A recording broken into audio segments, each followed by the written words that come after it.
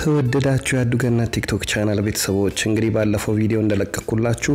ለአራት ቀን ሳንዲያጎ ነበርን ከሳንዲያጎ በኋላ ደግሞ ግራጁዌሽን ነበረብንና ወደ ሂውስተን ቴክሳስ መተናል ከቤተሰብ ጋር ልጆቻችንን ይዘን በጣም ነው ደስ የምትለው በነገራችን ለሂውስተን ለሁለተኛ ጊዜ ነው ስመጣ ሂውስተን እንዳሁኑ ግን በደንብ ጎብኝቻት አላቅም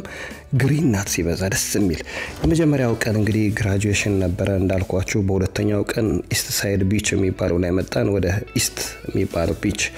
መተን ልጆቻችን ትንሽ ቦጭረቅረቅ አሉኛም ትንሽ ኢንጆይ ያደረግን እዛ ጋር በሁለተኛው ቀን ደግሞ የተመጣን እዚህ ፓሳዲና ኢንዶር ፍሊፕ የሚያደርጉበት ልጆች ጌም አለው ምናም ቆንጆ ልጆች በቃ የሚያሳልፉበት ቦታ ነው እንደልባቸው እንደምትመለከቱ ሲዘሉ ሲሰፍሩ በቃ ጌም ሲጫወቱ ምናምን ዋሉበት ተደስተው ከዛ ወጣንና ጋዝ ትንሽ አለቀብኝና ጋዝ ለሞላ ጋዝ ስቴሽን ገባሁ በሚገርም ሁኔታ 2 ብር ከ47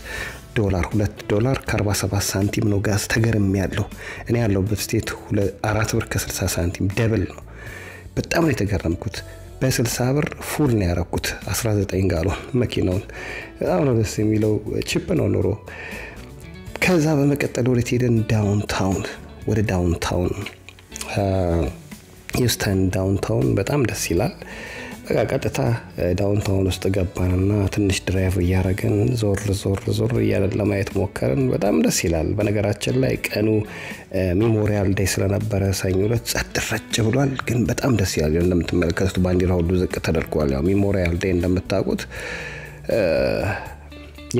የታሰበው የሚሉበት የሞቱት ወታደሮች ሊሆን ይችላሉ ለሀገራቸው መስዋዕትነት የከፈሉ ሰዎች ታሰበው የሚሉበት ቀን ስለሆነ ባንዲራ ዝቅ ተደርጓል ከተማው ጭር ያለ ነው ደስ ይላል ግን ጎብኝተን ወጣን ከዛ በኋላ አሁን ልነግራችሁ የምፈልገው ለእናንተ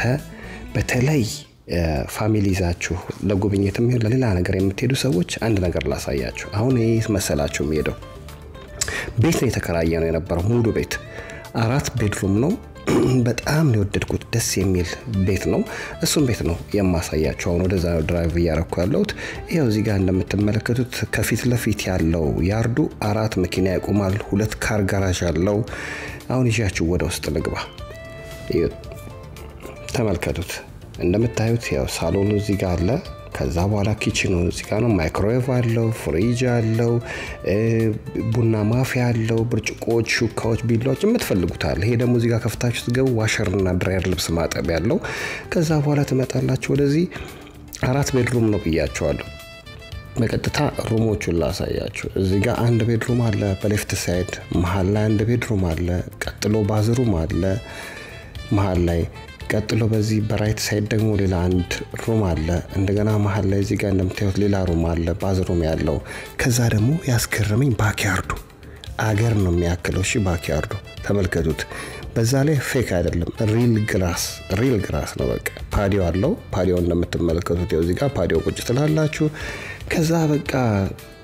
ልጆቼ በቃ ወደውት ሊሞቱ ነው የምላችሁ በነገራችን ላይ የዚህን ቤት ዋጋ በነገራችሁ ትገረማላችሁ ፕራይሱን እንትን ላይ ዚሎ ላይ